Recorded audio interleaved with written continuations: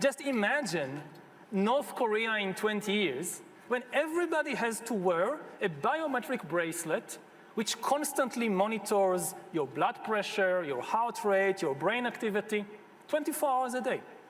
You listen to a speech on the radio by the great leader, and they know what you actually feel. You can clap your hands and smile, but if you're angry, they know you'll be in the gulag tomorrow morning. And if we allow the emergence of such total surveillance regimes, don't think that the rich and powerful in places like Davos will be safe.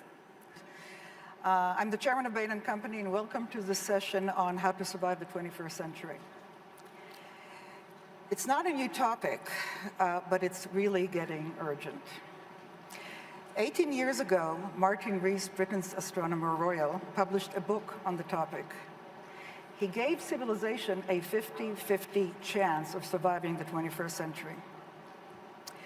Today, he says his concerns have only grown. He cites new technologies and environmental catastrophe as the reasons.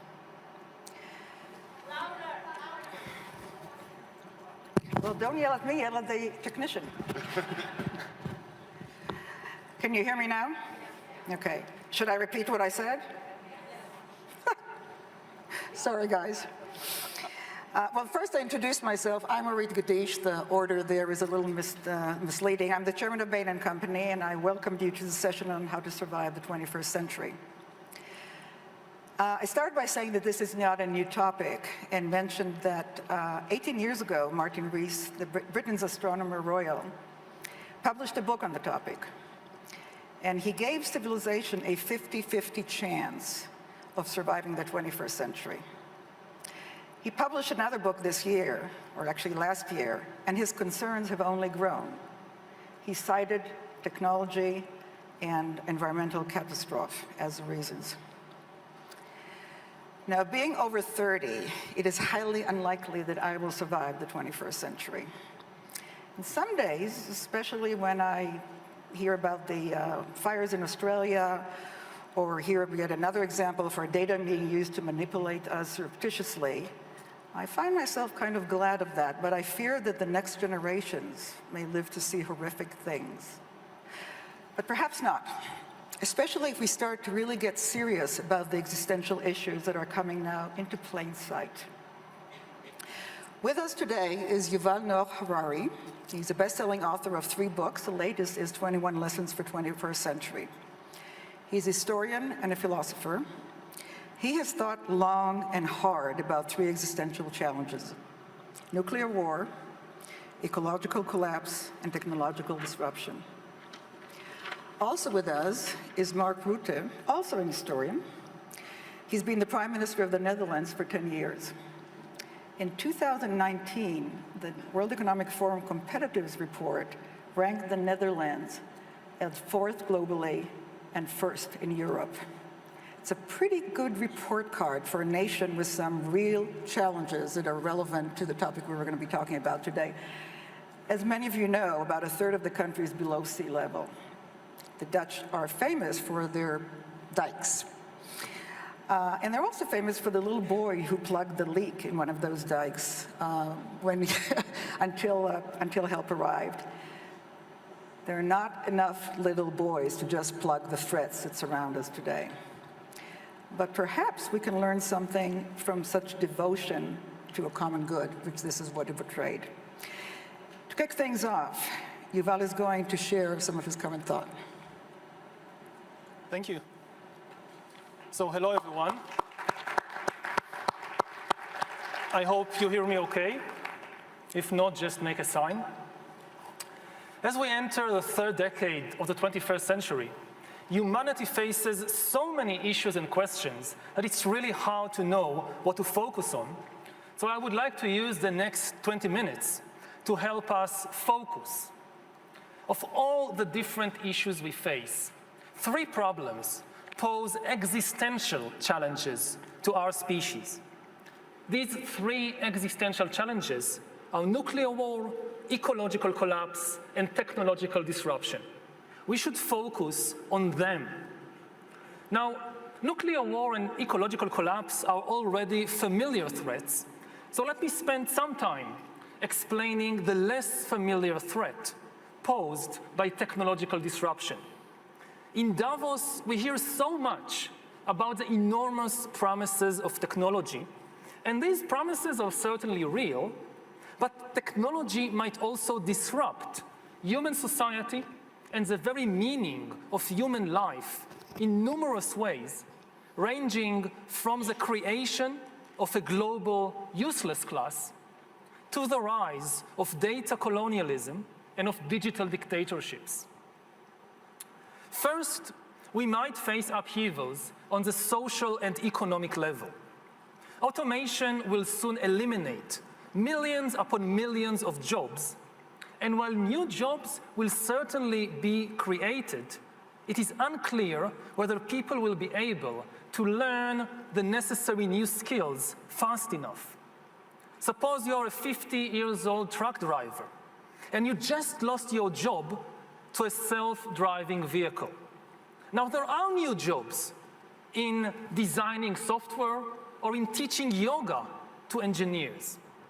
But how does a 50-year-old truck driver reinvent himself or herself as a software engineer or as a yoga teacher?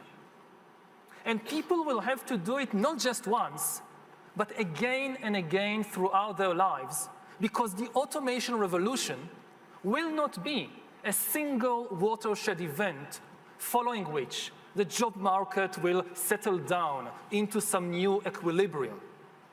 Rather, it will be a cascade of ever bigger disruptions, because AI is nowhere near its full potential. All jobs will disappear, new jobs will emerge, but then the new jobs will rapidly change and vanish. Whereas in the past, humans had to struggle against exploitation, in the 21st century, the really big struggle will be against irrelevance. And it's much worse to be irrelevant than to be exploited. Those who fail in the struggle against irrelevance would constitute a new useless class. People who are useless, not from the viewpoint of their friends and family, of course, but useless from the viewpoint of the economic and political system. And this useless class will be separated by an ever-growing gap from the ever more powerful elite. The AI revolution might create unprecedented inequality, not just between classes, but also between countries. In the 19th century, a few countries, like Britain and Japan, industrialized first, and they went on to conquer and exploit most of the world. If we aren't careful, the same thing will happen in the 21st century with AI. We are already in the midst of an AI arms race, with China and the USA leading the race, and most countries being left far, far behind. Unless we take action to distribute the benefits and power of AI between all humans, AI will likely create immense wealth in a few high-tech hubs, while other countries will either go bankrupt or will become exploited data colonies. Now, we aren't talking about a science fiction scenario of robots rebelling against humans. We are talking about far more primitive AI, which is nevertheless enough to disrupt the global balance. Just think, what will happen to developing economies once it is cheaper to produce textiles or cars in California than in Mexico? And what will happen to politics in your country in 20 years when somebody in San Francisco or in Beijing knows the entire medical and personal history of every politician, every judge, and every journalist in your country, including all their sexual escapades, all their mental weaknesses, and all their corrupt dealings? Will it still be an independent country? Or will it become a data colony? When you have enough data, you don't need to send soldiers in order to control a country. Alongside inequality, the other major danger we face is the rise of digital dictatorships that will monitor everyone all the time. This danger can be stated in the form of a simple equation, which I think might be the defining equation of life in the 21st century. B times C times D equals R, which means biological knowledge multiplied by computing power multiplied by data equals the ability to hack humans, R. If you know enough biology and you have enough computing power and data, you can hack my body and my brain and my life, and you can understand me better than I understand myself. You can know my personality type, my political views, my sexual preferences, my mental weaknesses, my deepest fears and hopes. You know more about me than I know about myself. And you can do that not just to me, but to everyone. A system that understands us better than we understand ourselves can predict our feelings and decisions, can manipulate our feelings and decisions, and can ultimately make decisions for us. Now, in the past, many tyrants and governments wanted to do it, but nobody understood biology well enough, and nobody had enough computing power and data to hack millions of people. Neither the Gestapo nor the KGB could do it. But soon, at least some corporations and governments will be able to systematically hack all the people. We humans should get used to the idea that we are no longer mysterious souls. We are now hackable animals. That's what we are. The power to hack human beings can, of course, be used for good purposes, like providing much better healthcare. But if this power falls into the hands of a 21st century Stalin, the result will be the worst totalitarian regime in human history, and we already have a number of applicants for the job of 21st century Stalin. Just imagine North Korea in 20 years, when everybody has to wear a biometric bracelet which constantly monitors your blood pressure, your heart rate, your brain activity, 24 hours a day. You listen to a speech on the radio by the great leader, and they know what you actually feel. You can clap your hands and smile, but if you're angry, they know you'll be in the gulag tomorrow morning. And if we allow the emergence of such total surveillance regimes, don't think that the rich and powerful in places like Davos will be safe. Just ask Jeff Bezos. In Stalin's USSR, the state monitored members of the communist elite more than anyone else. The same will be true of future total surveillance regimes. The higher you are in the hierarchy, the more closely you will be watched. Do you want your CEO or your president to know what you really think about them? So it's in the interest of all humans, including the elites, to prevent the rise of such digital dictatorships. And in the meantime, if you get a suspicious WhatsApp message from some prince, don't open it. Now, even if we indeed prevent the establishment of digital dictatorships, the ability to hack humans might still undermine the very meaning of human freedom. Because as humans will rely on AI to make more and more decisions for us, authority will shift from humans to algorithms. And this is already happening. Already today, billions of people trust the Facebook algorithm to tell us what is new. The Google algorithm tells us what is true. Netflix tells us what to watch. and the Amazon and Alibaba algorithms tell us what to buy. In the not-so-distant future, similar algorithms might tell us where to work and whom to marry, and also decide whether to hire us for a job, whether to give us a loan, and whether the central bank should raise the interest rate. And if you ask why you were not given a loan, or why the bank didn't raise the interest rate, the answer will always be the same. Because the computer says no.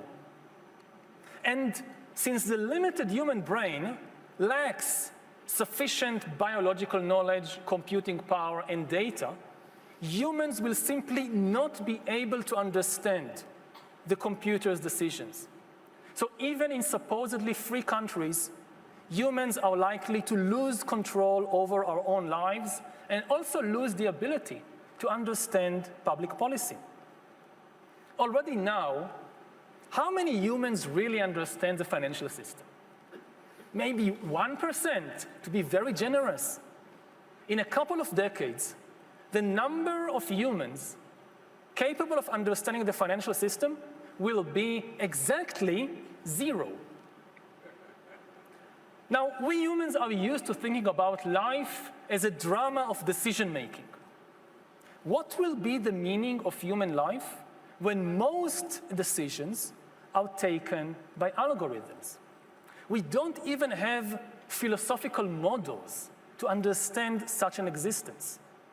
The usual bargain between philosophers and politicians is that philosophers have a lot of fanciful ideas, and politicians patiently explain that they lack the means to implement these ideas. Now we are in an opposite situation. We are facing philosophical bankruptcy.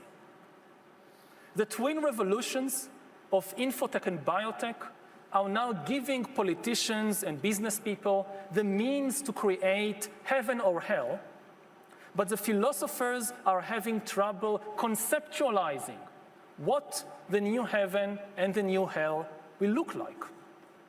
And that's a very dangerous situation. If we fail to conceptualize the new heaven quickly enough, we might be easily misled by naive utopias. And if we fail to conceptualize the new hell quickly enough, we might find ourselves entrapped there with no way out.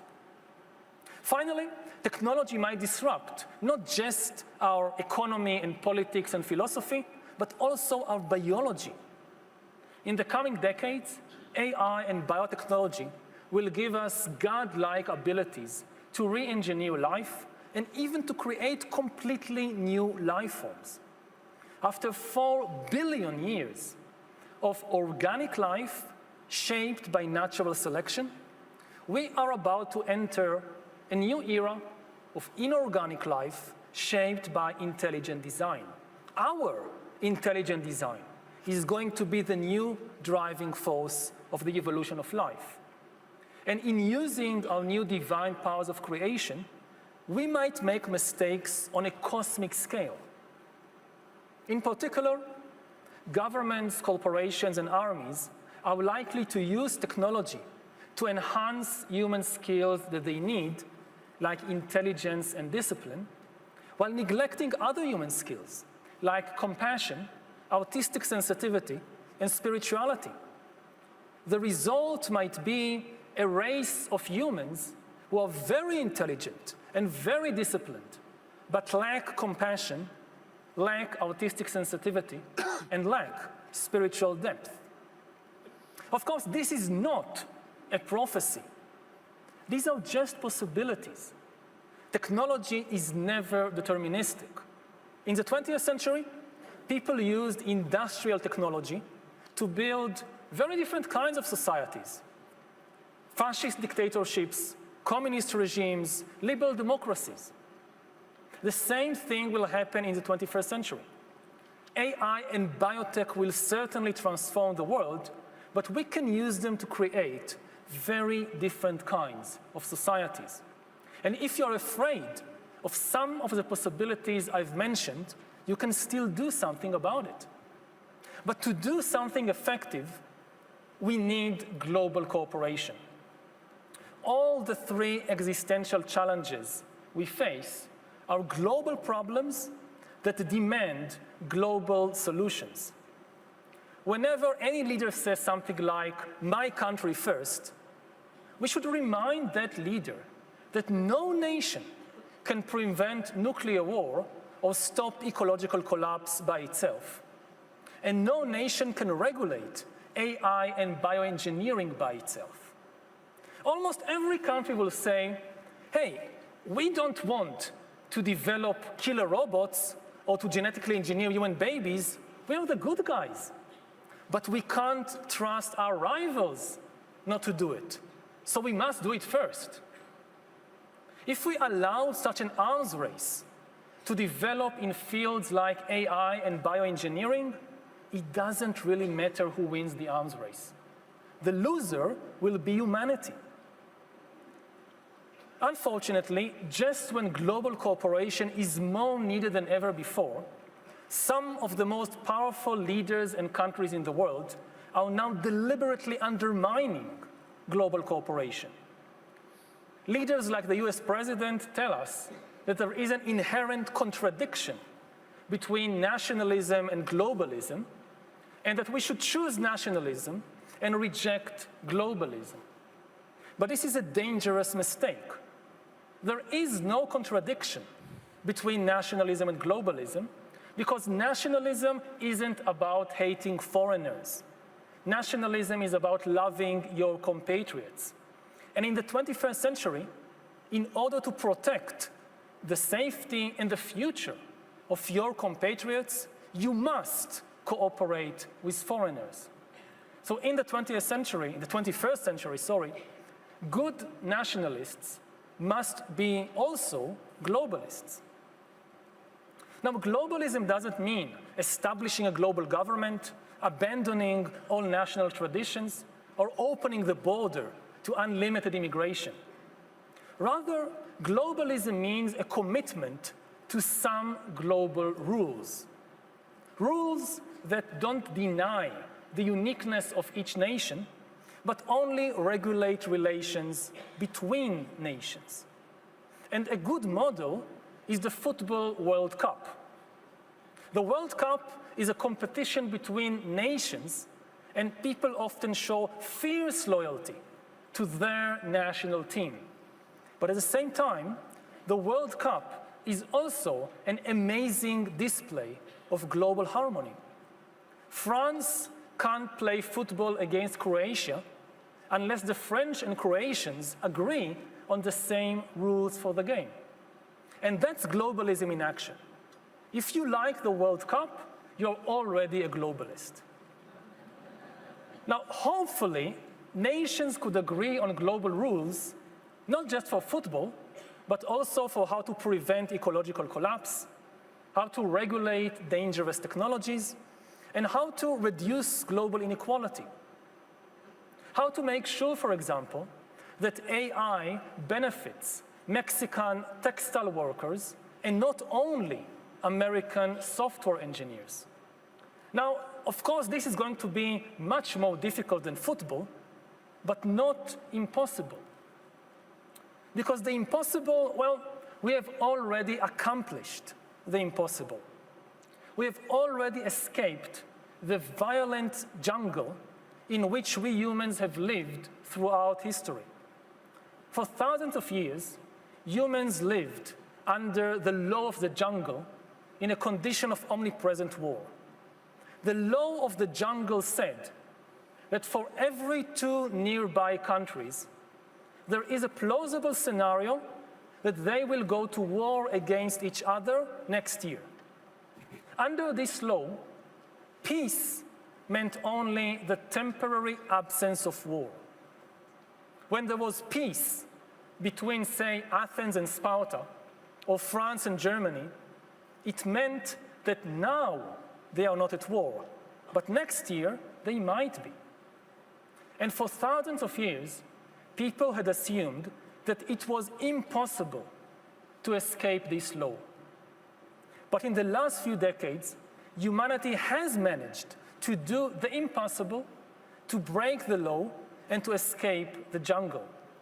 We have built the rule-based, liberal global order that, despite many imperfections, has nevertheless created the most prosperous and most peaceful era in human history.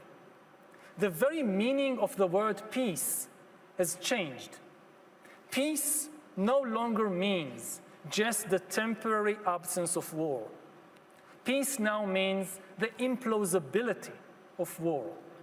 There are many countries in the world which you simply cannot imagine going to war against each other next year, like France and Germany. There are still wars in some parts of the world.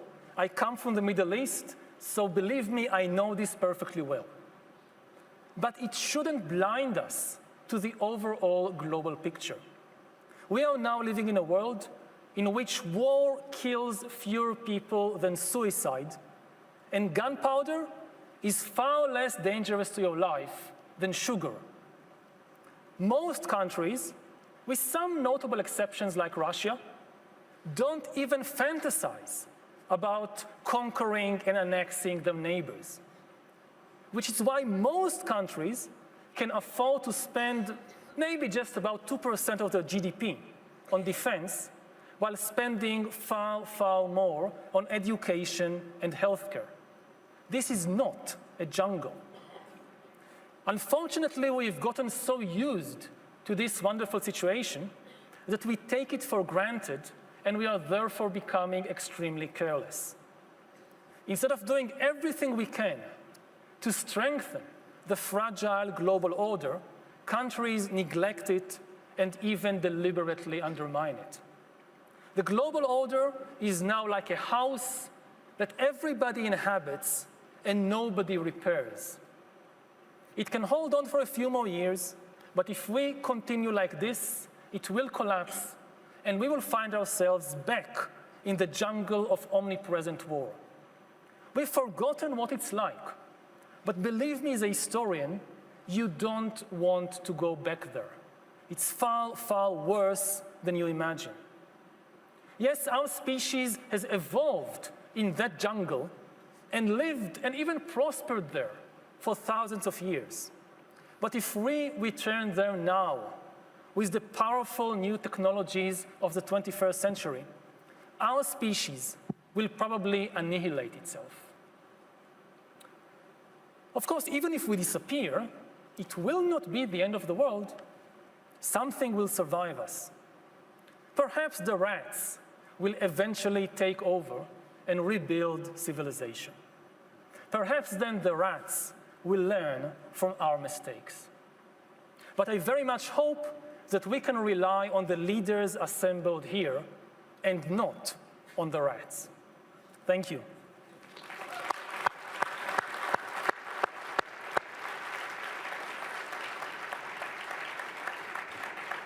Very good. Thank you, Yuval.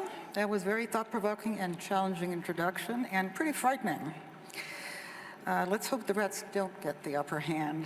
And with that in mind, let me turn to you, Prime Minister.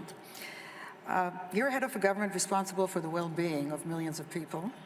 And in 2019 alone, you have signed multi-partner strategic agreements on both climate and AI. And then also, you're one of the leaders of the EU, which is the first organization to think really about data and privacy, and to come out with this bold green initiative based not on scaring people, but really as a strategy for growth. What's your take on this on the road ahead? Well, thank you. And let me first of all say I'm slightly more optimistic. But I'm the eternal optimist in the room, always. But here I'm slightly more optimistic.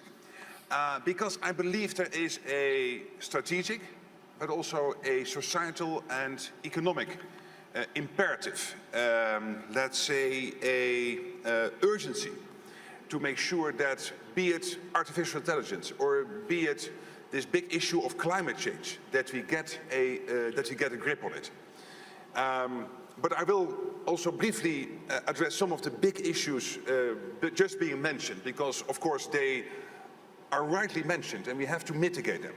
But first, very briefly, where is this fierce urgency of now on artificial intelligence and on climate change? On climate change, because of course we want to mitigate the warming of our world and address the CO2 emissions, that's clear. But at the same time, there is a huge economic possibility here. Lots of new jobs being created. I see this in my country, where we see now growing investments because of the energy transition and climate change itself. But of course, you need therefore a strategy. You need society to be on board. We, in the best Dutch way, had everybody on board in this debate, as you mentioned. Created a big climate agreement in June last year, which we are now implementing, which is affordable and achievable, but which also create the jobs necessary in the future. I believe the same is true for artificial intelligence. The possibilities this will present in terms, for example, of cancer research, in terms of, for example, being able to have precision farming with a smaller CO2 footprint than at the moment, autonomous driving, energy transition itself. In all these areas we need artificial intelligence. I believe it is a bigger transformation than the invention of the internet itself. If we do it rightly, because things can go horribly wrong. That means also we have to focus when it comes to climate change on climate adaptation. We will host in October this year a big climate adaptation summit, being 1/3 of the country being below sea level. We need to do this. As we always say, God created Earth, the Dutch created the Netherlands. So we want to showcase this to the world, how to work on climate adaptation. In terms of artificial intelligence, of course it is crucial that we change the educational system. It has to adapt to what is happening in the area of artificial intelligence. We need to have the European human-centric approach leading us here. That, I think, is crucial. And standards, for example, in the terms of data and privacy is very important here. And then I come to the big issues being addressed, very briefly. One, yes, we have to stay anchored in a multilateral global world system. But then it doesn't help to constantly beat Trump. Not that you were doing this, but I know that during the Davos sessions we like to beat Trump. It doesn't help at all. He is President of the United States. I believe that he rightly addresses some of the big issues in terms of the functioning of the UN, NATO, the WTO. So let's make use of the fact that he is President of the United States to change these global organizations, because you're right. We can never deal with these issues in bilateral ways. The strong men, Trump, Erdogan, Bolsonaro, Xi Jinping, they cannot in a bilateral way, in a traditional way, deal with the global issues. Secondly, I want to ask attention to the role of the free press. There is a risk that with Facebook and all the other big companies who are drawing all the advertising money into the internet now, that it is running against the traditional newspapers and the traditional news outlets. But we need journalism to be able, for example, we have all seen this small clip with Obama saying very strange stuff, which was a created clip. But when you see it, it seems like it is really Barack Obama. Imagine that this clip would be aired on television 1 or 2 days before the election, with some of the national politicians being in that small clip on the internet or on television. That might have a huge impact on election outcomes. So you need the free press at these moments to be able to explain to the people what is really happening. But that costs money. So one of the pleas I have with big business here in Davos, don't put all your money in the internet advertising. Make sure that our newspapers, our news outlets, also our TV stations, also in the future will be able to pay sensible and real salaries to our journalists to be able to do this. I believe it is crucial. And finally, I think what will help here, of course, is when you have an established democracy. Because in an established democracy with multi-party systems, that in itself will create a tradition in your society of debating all the various issues and views, etc. And that is to the core of what we as human beings are. We like to debate. And you come from Israel.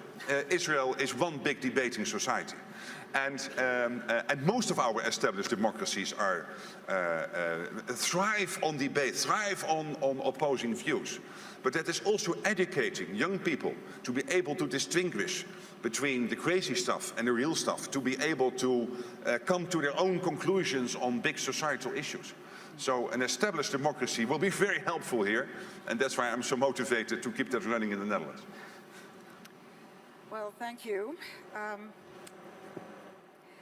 That was optimistic, but not optimistic enough for me. So let me throw a question in here for both of you.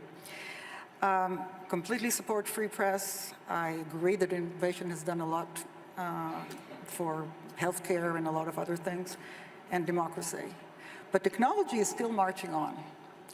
And you know, I was reminded when Yuval was talking of, I mentioned it to Yuval before, of two books that were written in the first half of the 20th century that kind of predicted humanity's future. One was George Orwell's 1984, where the population was controlled by this fearsome dictatorship.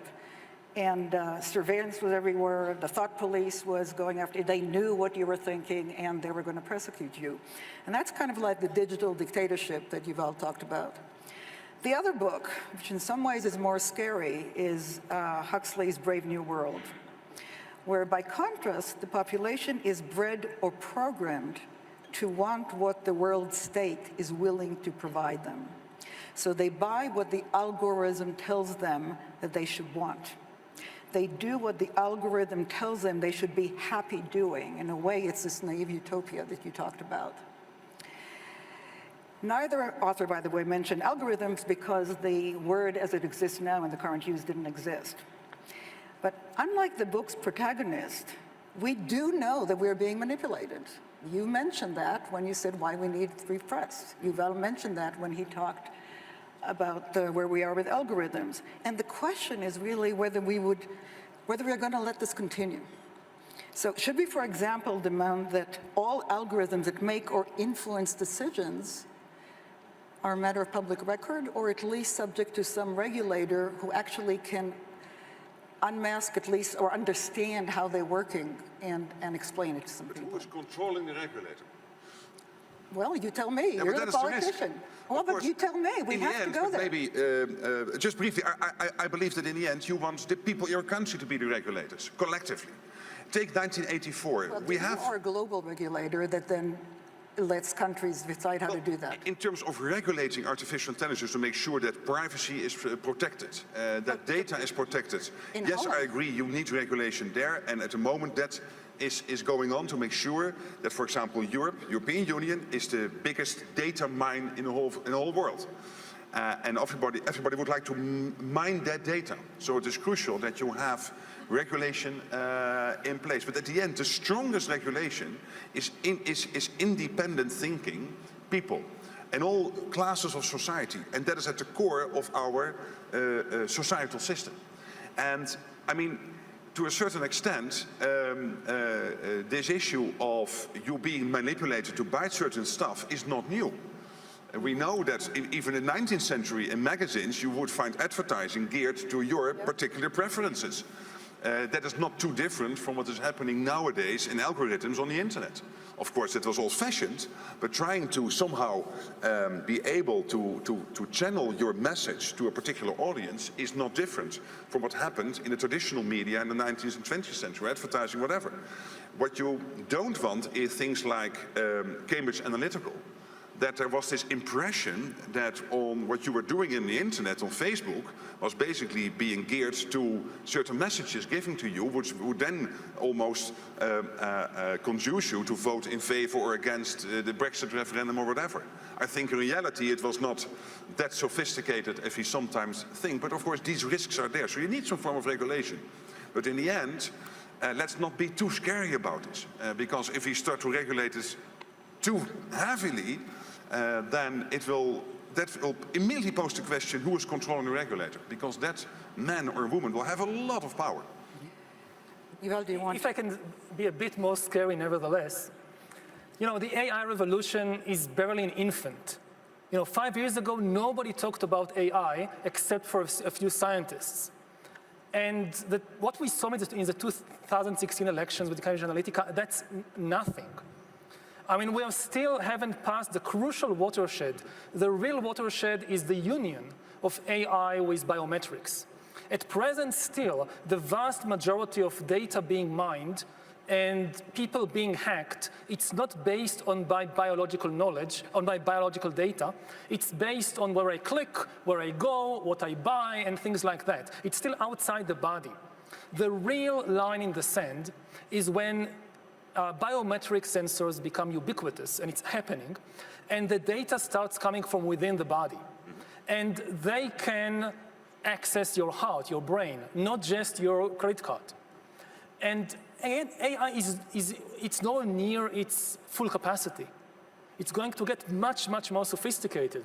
So it's going to also to be much more difficult to regulate it, especially because even if, like the European Union, you have a law saying that if an algorithm makes a decision about me, like not hiring me for a job, I have the right to know why, which is very crucial.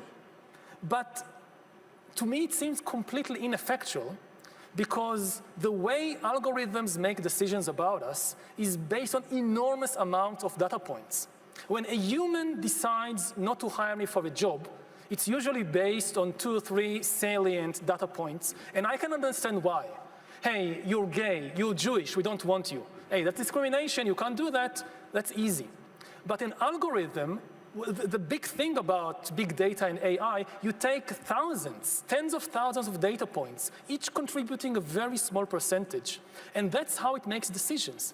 Now, I can have the right to get all the information, so they'll give me a big book of 1,000 pages with lots of numbers. This is why the algorithm didn't hire for a job. But you won't understand. What do I do with that? So the thing is, the way the decisions are being made in the world is going to change. Algorithms make decisions in a different way than humans. Let me take it from here. I acknowledge what both of you said and pick it right up from here. You're both historians, and history is littered with empires and worlds that sort of look back and said, if only we would have done that at that moment, the world would have looked different now. I think we are at that moment. I don't think, we talk about the things we want, we talk about multilateralism, but there are countries who tell us that they don't actually want to cooperate on the standards of the world. There are people who will tell us that I don't want to change the way I make profits, and there is no regulator right now doing that. So this might be the moment in time where we need to think, well, we know that people start to cooperate when they face a common enemy. And my question to both of you, from slightly different points of view, how do we get a real or perceived common enemy out of those real challenges that face us? And Yuval, you talk a lot about the fictions that unite people and religions and nations. Mm-hmm. You've traveled the world. Let me ask you first, and then you, Prime Minister. So, with nuclear war and ecological collapse, it's relatively easy because it's obvious it's a threat to everybody. Nobody's going to win a nuclear war. But with technological disruption, it's much more difficult because there are some people, corporations, and governments think, and with some good reason, that they can win an AI arms race. And they can control the world economy or the world political system with that. So it's much more difficult to convince them that everybody is on the same side. And the really central issue is inequality. I'm not so worried about a country like the Netherlands. I think you'll be okay. I'm much more worried about countries like Venezuela, about Brazil, about India, about Indonesia. Where will they be in 30, 50 years? I mentioned the analogy with the Industrial Revolution of the 19th century. When a few countries dominated and exploited everybody else, it could be much, much worse in the 21st century if you have just a few countries that dominate the new divine powers of AI and biotechnology. And even if you think about the Netherlands and Europe, Europe is hardly in the race. At present, at least with AI, it's really China versus the US. And neither is a very good option as far as we can tell. I mean, the US, at least until a few years ago, at least said that it wants to be the leader of the world and to work for the benefit of everybody. Now it resigned its role of leader of the world, and it openly says, we don't care about anybody except ourselves. And that's not a leader. You don't follow a leader whose motto is, me first. So I think there is an opportunity here. I think the opportunity is a wake-up call, especially for Europe, that you can't rely on the US anymore, and you should be maybe a third independent way. But as things look in 2020 from the big 20 tech companies in the world, I don't think that any is European. Let me actually give a word for Europe, so I'll share the burden from a business point of view, which I've been asked to do as well. A very important part in what's going to be going on is the way actually decisions are being made about technology, where it's bought, and how it gets used. And while the US and China have the big platforms that people talk about, the technology companies, Europe actually is quite unique relative to the United States. It has 5G, people who can still actually make 5G working. Now, in America, there isn't a single company that can do it today. And the reason for that is because when mobile started, the United States went a different direction, Europe agreed on a similar format, and they went down the experience curve, both cost-wise and quality-wise. All the United States companies were sold to Europeans or disappeared. Europeans are consolidated now. There's now China, Korea, and Europe. That is an opportunity for Europe, in my mind, to actually take a step in technology, make a huge difference, because when you think about the future, those who control 5G or make 5G will actually control all the infrastructure on which the technology that we're talking about is going to be.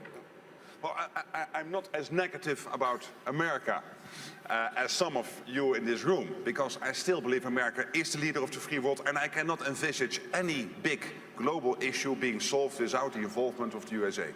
Despite who is president, not important. At the end, that is still the case. But at the same time, the European Union is 1.5 times bigger in its overall size of economy than the US, and 3 or 4 times bigger than China.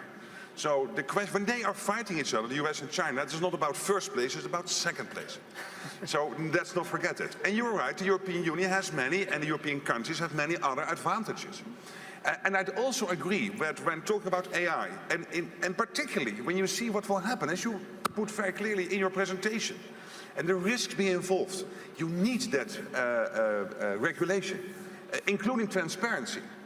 And how to have worldwide standards about transparency, that at least you understand that because of the color of your skin or whatever, you have been rejected for that job, and that you don't have to go through 100 pages of digital data. So you need that clearly decipherable worldwide standards on transparency. That's crucial. And we need the involvement of companies to help us to create that. At the end, it is the political system which has to take the decision, but you need the technological input. But I'm very optimistic about European countries being able to do this. In the Netherlands, we have this AI strategy. We're working with all the big tech companies worldwide to build AI clusters in the Netherlands, because we know that if we want to stay the 4th most competitive economy in the world and #1 in Europe, this is crucial, because this is transformational.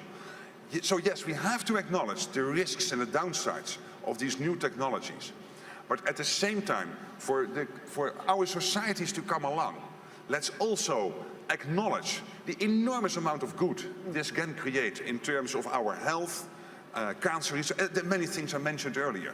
Because I'm extremely optimistic about what that can do if you're not naive. I agree with you on that point. And that includes working on global standards. That includes maintaining the liberal international world order. But then including making changes to the big global organizations who at this moment are in many cases not functioning as they should. Well, we have less than 1 minute, and I'm supposed to summarize this. So let me actually I think we have participated and seen a discussion between a philosopher and a political leader trying to conceptualize a little further what the 21st century might look like.